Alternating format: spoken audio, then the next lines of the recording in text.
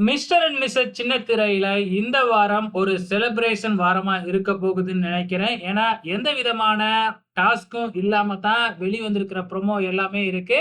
So இந்த வாரம் ஆகா கல்யாணம் அப்படிங்கிற மாதிரி ஜோடிகளுக்கு எல்லாமே வந்து பார்த்தீங்கன்னா, கல்யாண கனவுன்னு ஒண்ணு இருக்கும் இல்லையா? இதெல்லாம் செஞ்சு பார்க்கணும் அப்படின்னு சொல்லி ரொம்பவுமே ஆசைப்பட்டுருப்பாங்க.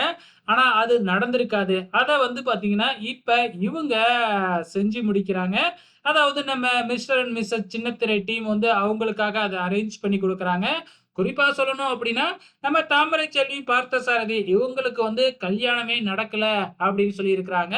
ஸோ கல்யாணம் எல்லாத்தையும் கூப்ட்டு சாப்பாடுலாம் போட்டு முறைப்படி தாலி கட்டி இந்த மாதிரி ஃபங்ஷன் எதுவுமே வச்சு, எங்களுக்கு கல்யாணம் நடக்கல அப்டிங்கிற மாதிரி சொல்லியிருந்தாங்க.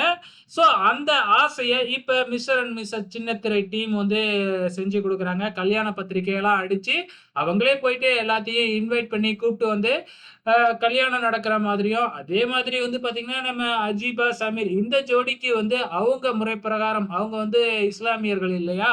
ஸோ அவங்க முறை பிரகாரம் அவங்களுக்கு கல்யாணம் பண்ணி வைக்கிறாங்க. இந்த மாதிரி ப்ரோமோலாம் பார்த்திருப்போம். ஸோ இந்த வாரம் டாஸ்க் எதுவுமே நடக்காத மாதிரி தான் காமிச்சிருக்கிறாங்க. வெயிட் பண்ணி பார்க்கலாம். என்ன மாதிரியான வாரமா இருக்க போகுதுன்னு.